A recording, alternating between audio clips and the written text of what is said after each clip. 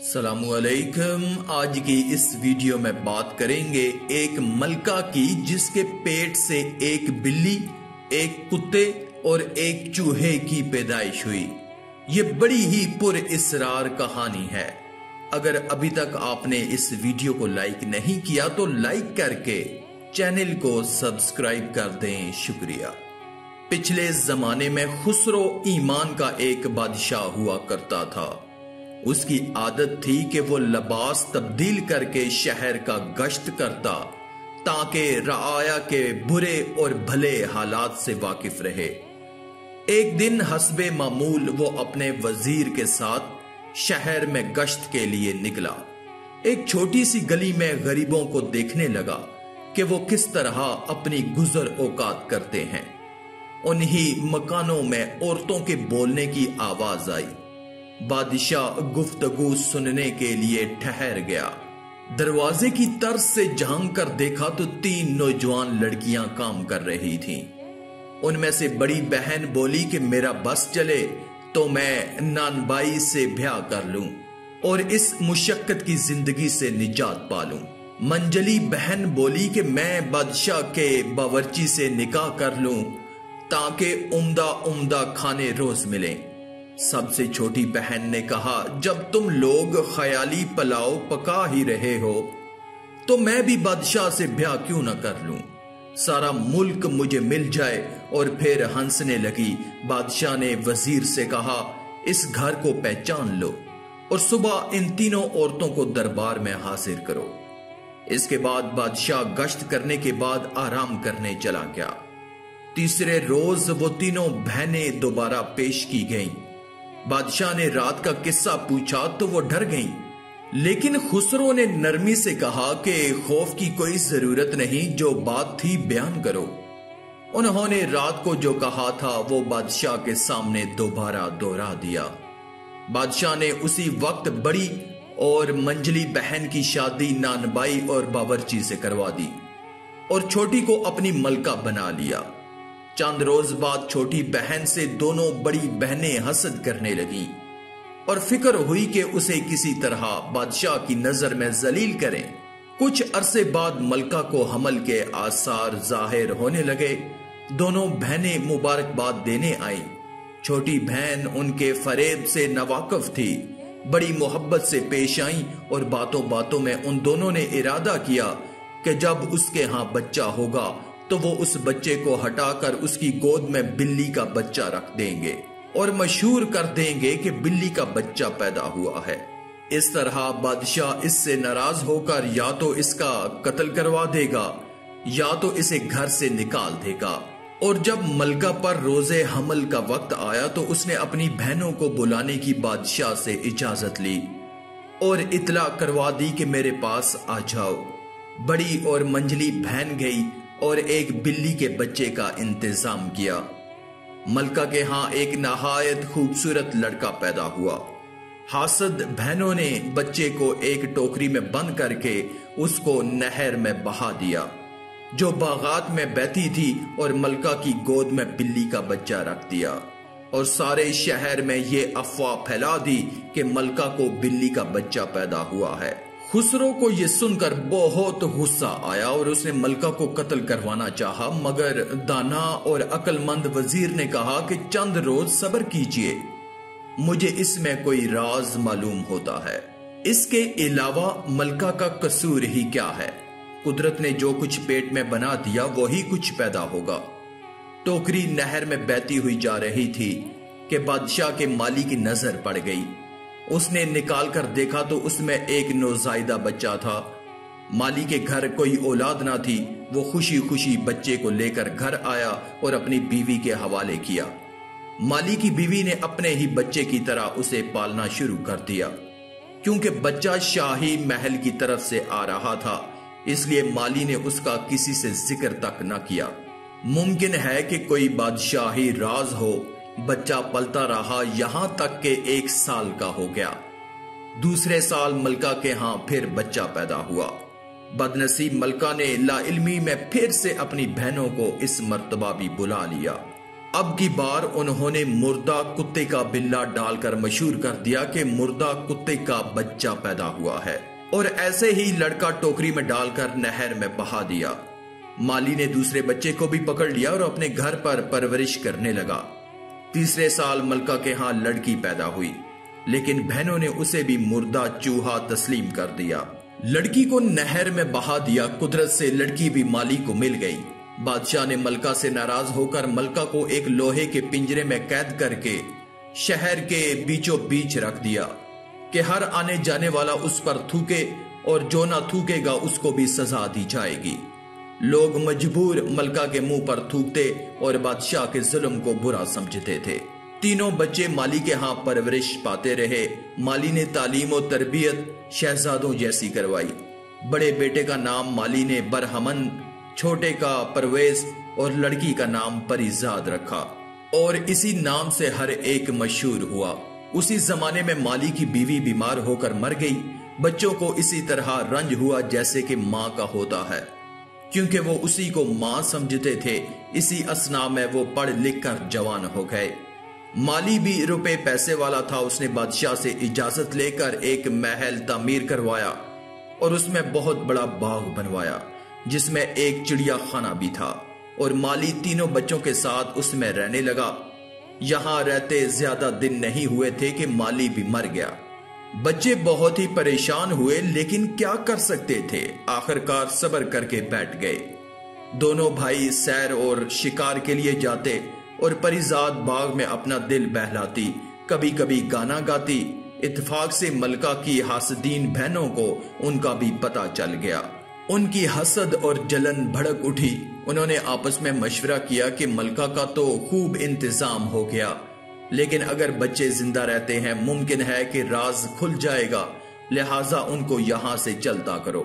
चनाचे उन्होंने एक कटनी को बुलाकर अपना मंशूर जाहिर किया और वो कहने लगी, तुम इत्मीनान रखो, मैं उनको ऐसे तरीके से यहां से हटाऊंगी कि किसी को कानो कान खबर नहीं होगी। एक दिन बरहमन और परवेज शिकार के लिए गए। कुटनी उनके घर आई। परिजाद से नमाज की इजाजत ली। वजू करके नमाज पढ़ने लगी तो परिजाद उसकी नेकी से मुतासिर हुई और खाना खिलाकर बाग दिखाने ले गई। कुटनी कहने लगी, यूं तो हर चीज मौजूद है, लेकिन इसमें 3 चीजों की कमी है। अगर वो 3 चीजें मिल जाएं तो ये बेमिसाल बाग होगा। परिजाद ने पूछा, वो क्या है और क्या उनका मिलना बहुत मुश्किल है? तो वो कुटनी कहने लगी, बोलने वाली चिड़िया, गाना गाने वाला दरख्त और सुनहरे चश्मे का पानी। अगर वो भी आ जाए तो ये बाग जन्नत के बाग का नमूना बन जाएगा।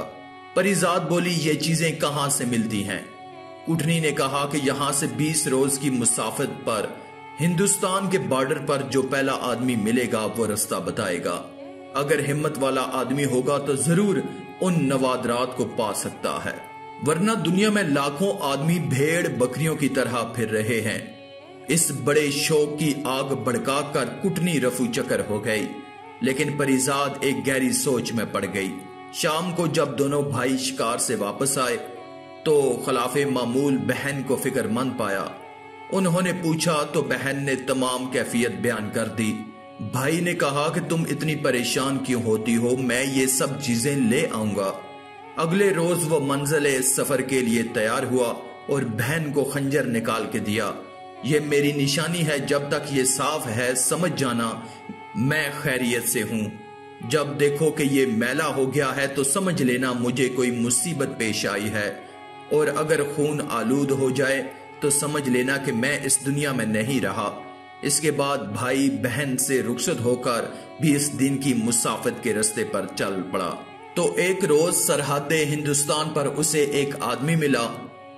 उसे वहां पे एक गठिया नजर आई और देखा कि उस गठिया में एक फकीर बैठा है। उसका चेहरा बालों से छुपा है। उसने इससे पूछा कि बताओ यहां कैसे आना हुआ। बरहमन ने कहा कि मैं अपनी बहन के लिए बोलती चिड़िया, गाने वाला दरख्त और सुनहरे चश्मे के पानी की तलाश में हूं। फकीर ने सर्द आब भरकर कहा कि बेटा मुझे रास्ता तो मालूम है, लेकिन खतरात बहुत हैं। मैं तुम्हें इस काम से मना करता हूं। बहुत से आदमी इस तलाश में गए लेकिन वापस कोई नहीं आया।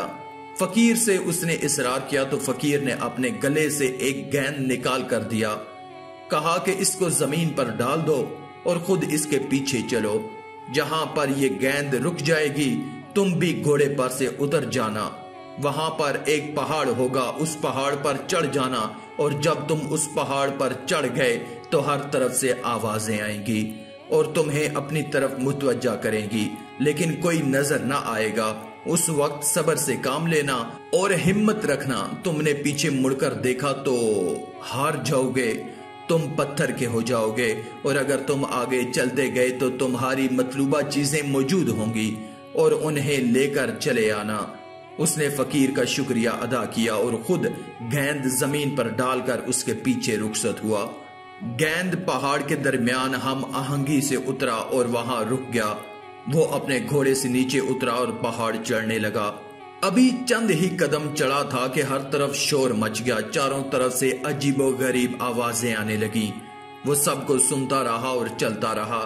जब ऊपर चढ़ा तो गालियां सुनकर बरहमन का खून खोल उठा।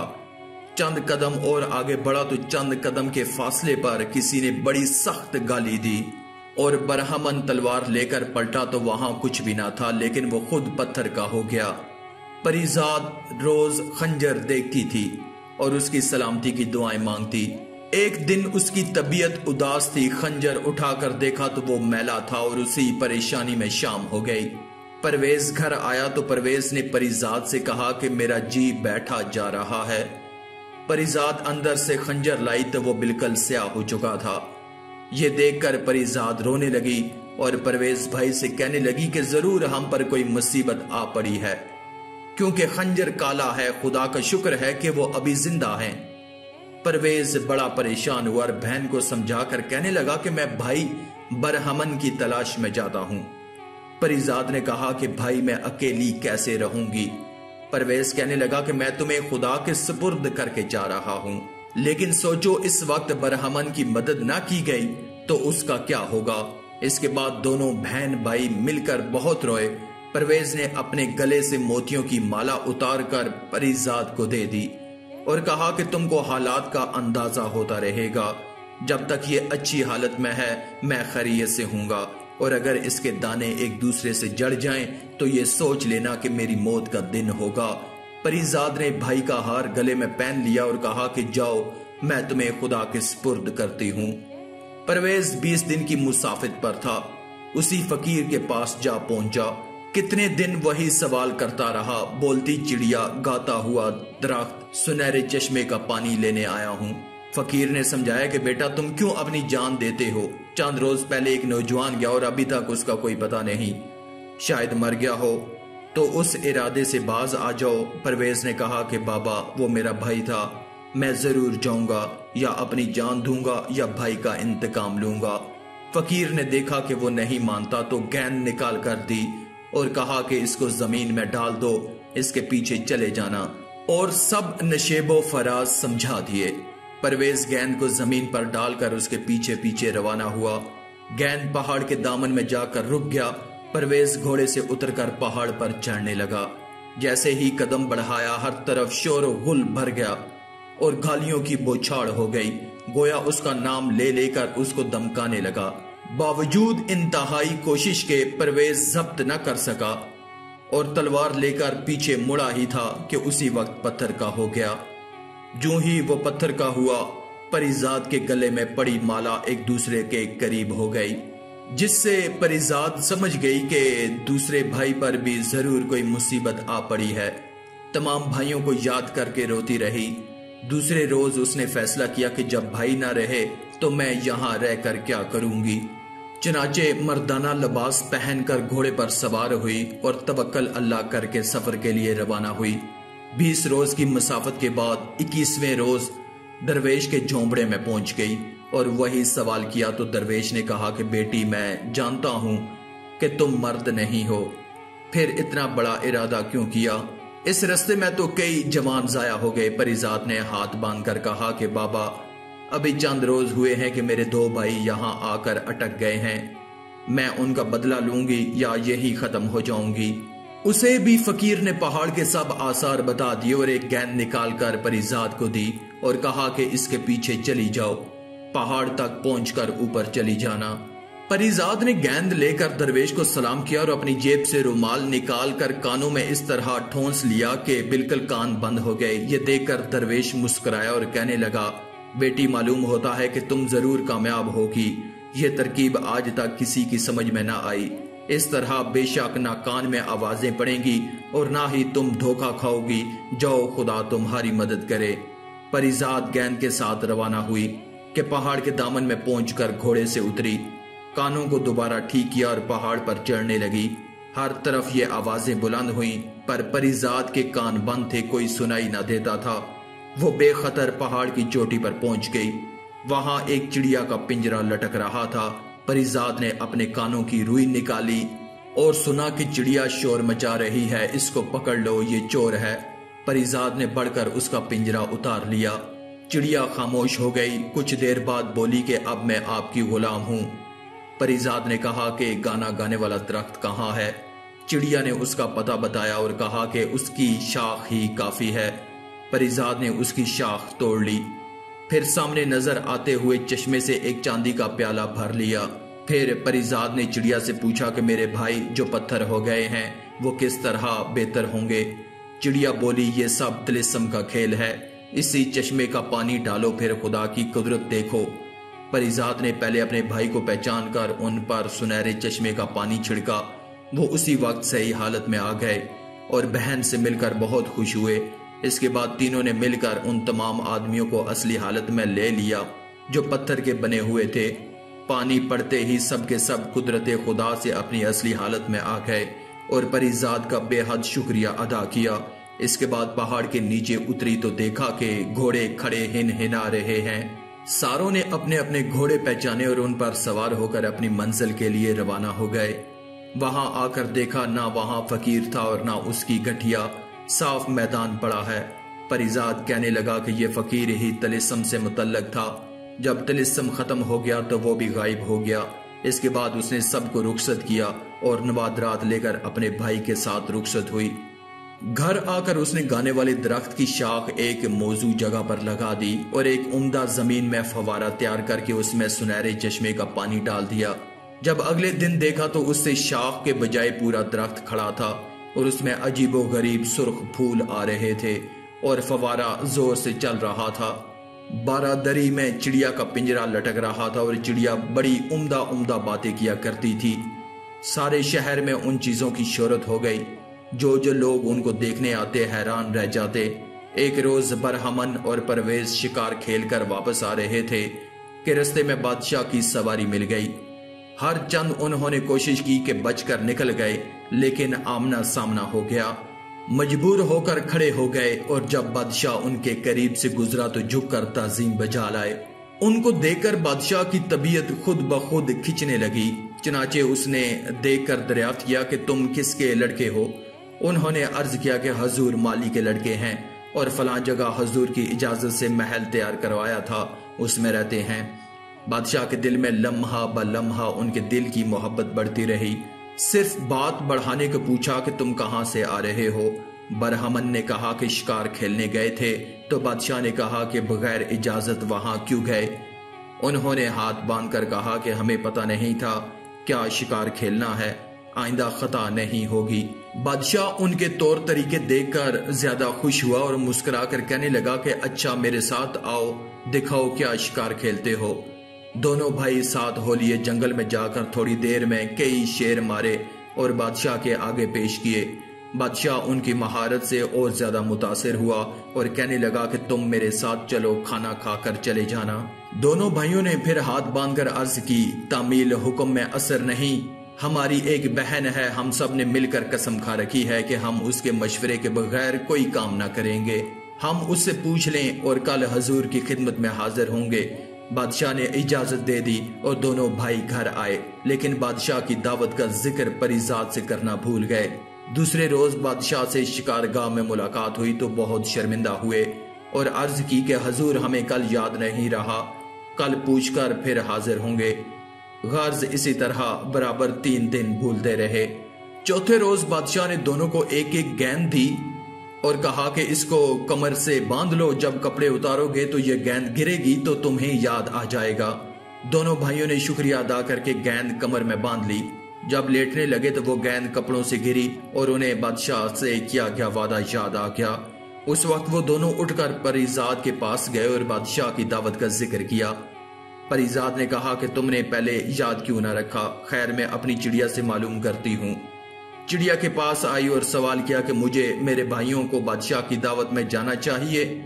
चिड़िया ने कहा कि हाँ।